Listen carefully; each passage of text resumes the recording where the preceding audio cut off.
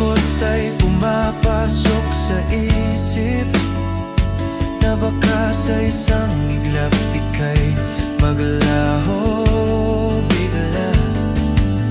Pero hawak ko ang iyong kamay at natutunan na sa pag-ibig na ito ako'y di mag-iisa. Ikaw